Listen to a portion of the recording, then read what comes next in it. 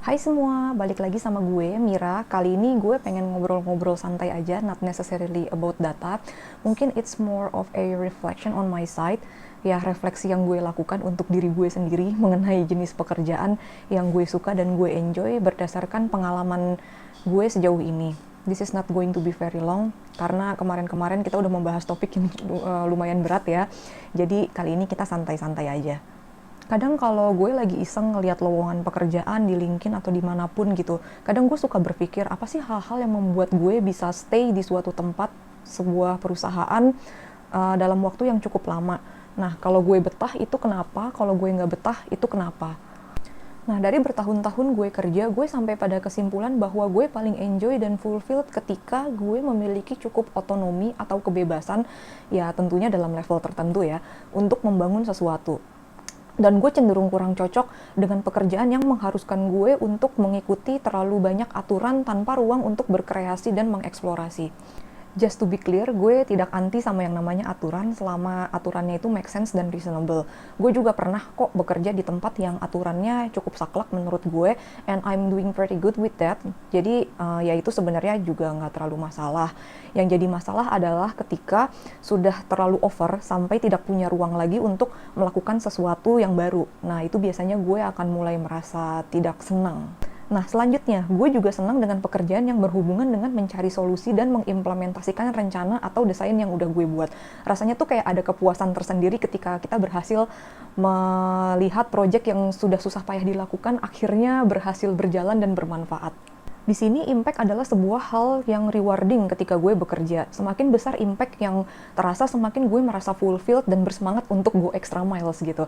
Dan ketika gue merasa apa yang gue kerjain nggak memberikan dampak apa-apa, gue bisa jadi gampang stres dan merasa tidak berguna. Ya, so as a normal mortal human being, I really need to know whether my work matters in one way or another gitu ya.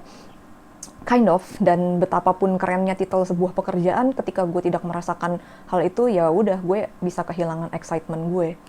Mungkin itulah kenapa gue lebih merasa fulfilled ketika bekerja di perusahaan yang lebih kecil dibandingkan dengan korporasi besar. Bukan berarti bekerja di korporat itu jelek ya, tidak. I definitely learn a lot and apply lots of what I get in the bigger corporation. Tapi kalau impact rewarding yang dicari akan lebih mudah merasakannya di perusahaan yang lebih kecil. Small to mid-size company itu biasanya cocok sama ritme kerja gue, walaupun gue nggak menutup kemungkinan untuk bekerja di tempat yang lebih besar, tentunya dengan tujuan yang berbeda. Terus juga gue suka pekerjaan yang memungkinkan gue untuk mengeksplor banyak hal, karena gue orangnya bosenan gitu kalau harus ngerjain satu hal itu aja. Dan pekerjaan gue di QA sebelum gue jadi orang data itu sangat mengakomodir itu.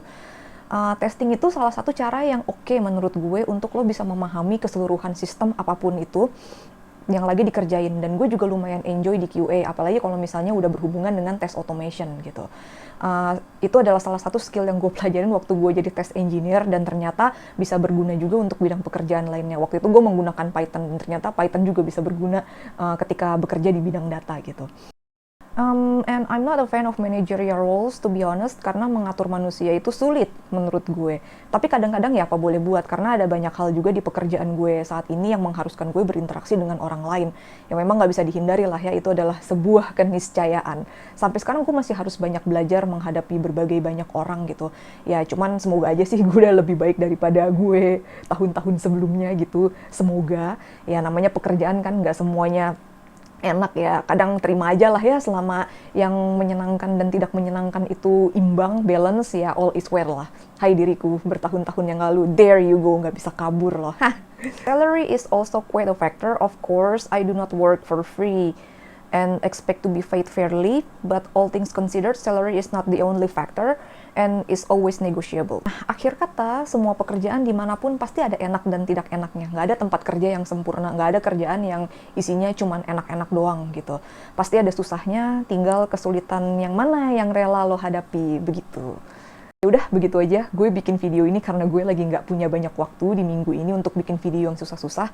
Tapi hopefully nanti gue bisa membawakan topik yang lebih bermanfaat, yang lebih menarik. Atau kalau misalnya lo punya ide, boleh tulis di komen di bawah. Oke? See you next time. Bye!